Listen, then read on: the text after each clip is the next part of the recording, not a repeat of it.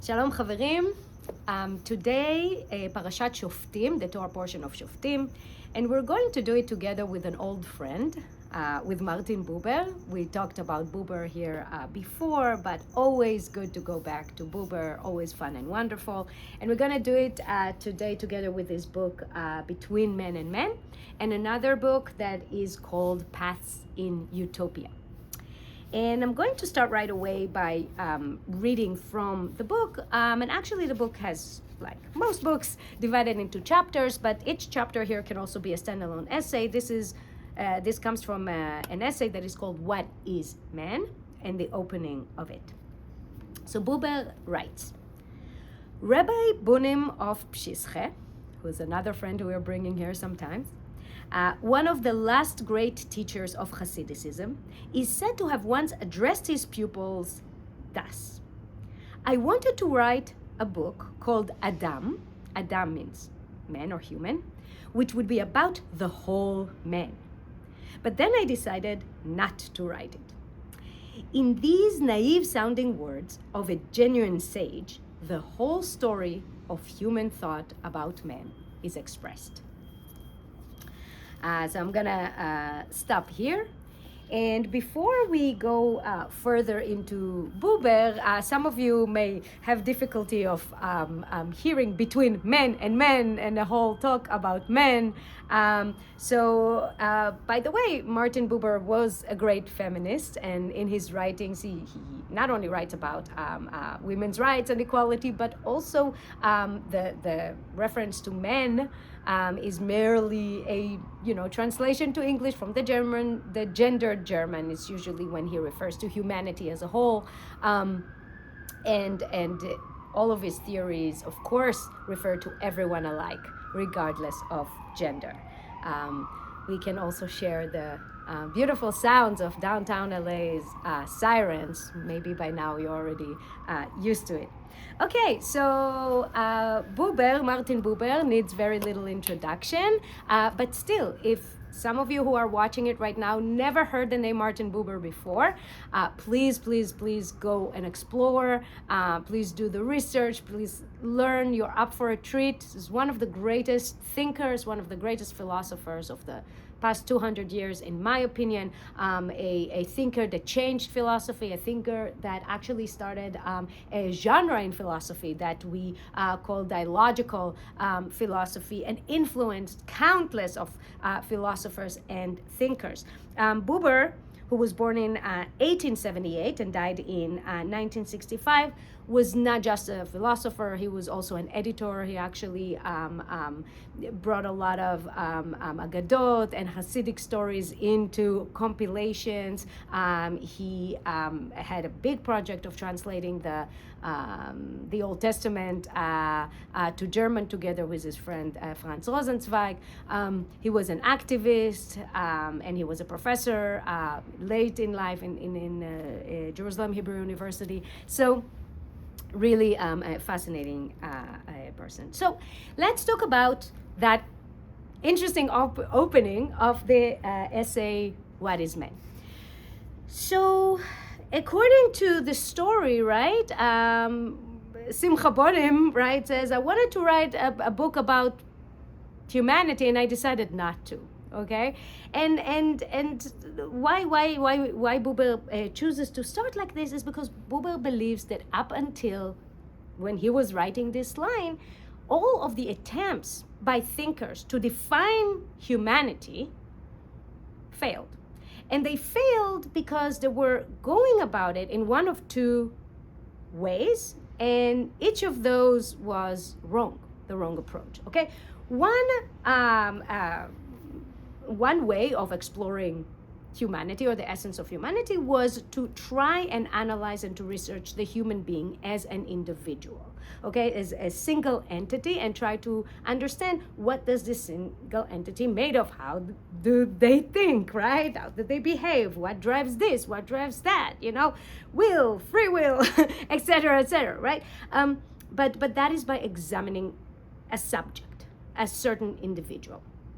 So that, according to Buber, is problematic. But also the other way, trying to define humanity by the trends of big groups, or as we call society, by the development of movement, of historical events, of development of groups of people in many different areas, in many different ways, to maybe try and say something about the essence of humanity through the behavior of groups of people, is also wrong. So what Buber suggests, that to understand the essence of humanity, one must look in the sacred space that exists between people, between men and men, right? So not within a single subject, not the study of groups as a whole, but the studying of the space or the occurrence or the sacredness that happens in the encounter between people, between men and men. Okay, so in order to understand that, because I'm sure if you hear it for the first time, it's interesting but confusing. But in order to understand it better, one need to understand the very foundation of Buber's thinking, or his dialogical philosophy. And that can be found in his masterpiece, the book that he is known for more than any of his other books, which is called I and Thou, which was published in 1923. So in that book, in I and Thou, and I'm really going to attempt to summarize the entire thing in a few sentences. In this book, Buber says that the essence of humanity is revealed when two people encounter one another authentically, with emphasis on authentically. What does it mean? It means that when two people encounter each other, not in a way that is instrumental, not in a way that uses this encounter to benefit from one another or to use each other, right? Or in Buber's language, an encounter that is an I-it encounter, right? Treating the person in front of us almost like as an object. When the encounter is based on seeing each other for who they are in their entirety as human beings, not by what we can benefit from them, or what Buber would call the I and thou relationship. This is when and where we will find the essence of humanity. And by the way, that I and thou encounter, when two people really see each other for who they are and not for what they can gain from one another, is really rare. And this is something that Buber writes more than once. It's so rare that in fact some of us will only experience it a handful of times in our entire lifetimes, and some of us will never experience it. So Buber says an ideal society, okay, is not a society that is made out, obviously, fragmented individuals who are lonely, who keep to one another, who have no contact with each other. And of course, if you look on the other extreme, it is not made of a cohesive, united society that erases that individuality. So if you want to find the golden path, an ideal society is a society that, yes, that finds unification, that finds common ground, but is made of distinct individuals that are unique, that are fulfilled, and that encounter each other authentically. And this echoes a beautiful, beautiful idea in our Torah portion, Shoftim. Okay, so the Torah portion, Shoftim, actually begins with some of the most profound and quoted and groundbreaking verses that the Torah has to offer, right? So it starts, Shoftim v'shotrim ta'aseh lecha b'chol she'arecha, which means you should put judges and officers in your gates. Basically the call for law and order with like a recipe for enacting a just society, mind-blowing stuff. Then it continues as the verse, tzedek, tzedek tirdof, right? So basically, justice, justice you shall pursue, which means you should put forth not just a justice system, but a just justice system. Okay, so when you do justice, that justice needs to be fair, and it details that fairness. It's really, really great. But today I actually want to talk about a verse that may seem as, okay, where is the, where are the bells here? But it's actually no less profound. So right after all of this beautiful talks about justice, we read this verse, ולא תקים לך מצבה אשר שנא אדוני אלוהיך. Okay? What it means, you shall not make for you a pillar that God hates. Okay. What does it mean, a pillar that God hates?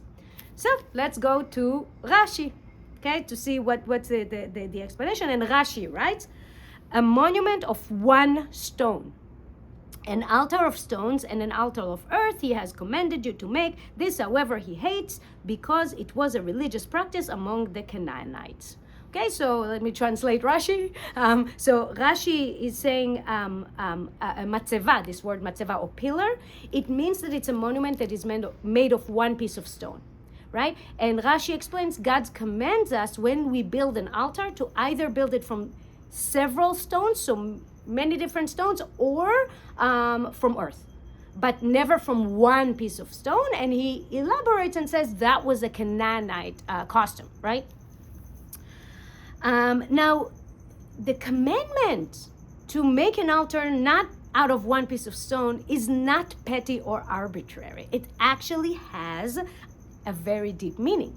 And we find a clue for that meaning actually in the Tanakh, in the book of Kings, okay? With the prophet Elijah. And it says, ויקח אליהו 12 אבנים כמספר שבטי בני יעקב, אשר היה דבר אדוני אליו לאמור, ישראל יהיה שמך, ויבנה את האבנים מזבח בשם אדוני. So here we have a really detailed description of Elijah the prophet building an altar from 12 stones, 12 different stones, and each stone represents one of the sons of Jacob, right? One of the 12 tribes. So we have an altar that is made of 12 unique stones. And now, as for the meaning of that, I could not put it better by another friend that we're bringing here, Shemi Shmuel, which is the Rabbi Shmuel Bornstein. And this is very beautiful. So he writes, this provides a clear insight into the meaning behind the construction of an altar from several stones. It represents Klal Israel. Okay, Klal Israel means the entirety of the people of Israel, functioning as one. Each tribe, symbolized by a stone, makes its unique contribution to an integrated, united nation, symbolized by the complete altar. Divine worship, as portrayed by the altar, must contain this synthesis. The individuals must be present, but they must merge into a single national entity in order to worship God. So here is how Bornstein and the Torah and the Tanakh echo Buber, or Buber echoes them, right? So it touches about the same tension of what we need to do is to form a cohesive unity, but that does not erase the individual, that made out of the distinctness in our people, because you know very well we are very distinct. And 12 tribes, I would argue that there are many more. But how can we build something out of that distinctness? And if you think about it, and if we go back to the pillar that God's hate, that's made out of one piece of stone, right? One piece of stone can represent the worship of an individual. It can represent selfishness and selfish needs. It can represent, I worship myself. I worship my, my ego, my image, right? And therefore this is just one a piece of stone, and hence it's idolatry, right? But it can go the other way. That one piece of stone can also represent a nation that is united, but that erased all the individuals. You don't see the distinctness. honest. You don't see the different individuals. You just see one piece of stone. It could be a society, but a very sad, dangerous society. And that God hates as well. So what you want is the structure that's suggested. Now, if you want to translate it into modern politics, right? We don't want a capitalistic society that's on steroids, right? That is the individual is worshipped to a point where the need to pull ahead does not allow for any authentic encounter with anyone else. Nor we want the fascist or communist or whatever society that strives to one big unification, but that completely destroyed the distinctness in the individuals. So I want to share with you now another passage from a different book by Buber that is called Paths in Utopia. And that book is actually probably the most political book that Buber wrote. It's basically his exploration of utopian socialism, which is very, very different from Marxist socialism that Buber criticized very harshly. And I'm not going to get into it now. Maybe we'll do a column about that at some point. But in that book, Buber writes, and this is also beautiful. In the monstrous confusion of modern life, only thinly disguised by the reliable functioning of the economic and state apparatus, the individual clings desperately to collectivity. The little society in which he was embedded cannot help him. Only the great collectivities, so he thinks, can do that. And he is all too willing to let himself be deprived of personal responsibility.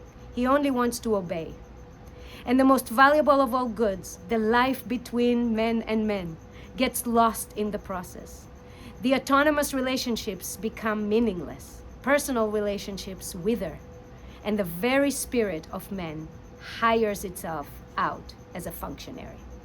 So what Buber says here is that modern society, the society that we live in right now, that's done away with all of the traditional communities, left us feeling very lonely, very fragmented. But the desire for a community never went anywhere. We still really, really cling to collectivity. We want to be in community. But because there are no community around us, because modern society done away with the village, with the tribe, with the guild, with all of those traditional structures that were really, really binding, we satisfy this need for a community by adhering to the big collectivity, that dangerous collectivity that might erase us.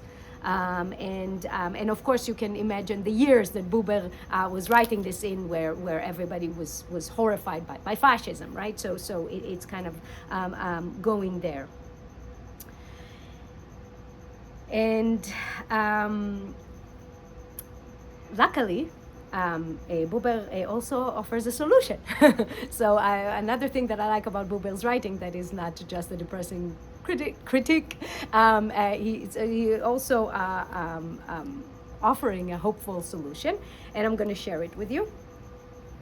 The real life that takes place among human beings and their fellows does not unfold within the abstract state, but in the places where togetherness lives in its local, functional, emotional, and spiritual forms in the community. That is, in the rural and urban community, in the work group and the enterprise, in the circle of friends, in the religious fellowship. We must restore to all of them the circulation of blood, the vital force, and the fullness of reality. We must liberate the real life that exists between one human being and another. So what Buber suggests here is not that we go back in time to medieval time and to those tribal society. No, but what Buber suggests is that we create new traditional communities. That we will create communities where authentic encounters can be created. Where we can see each other for who we are, for who they are. We can respect each and everyone as an entire human being, and try not to form an instrumental relationship between them. And those encounters can form maybe small, but really, really strong community. And then in Buber's mind, that community can then maybe befriend another community. And in this way, we're going to structure something that will allow freedom and unity at the same time.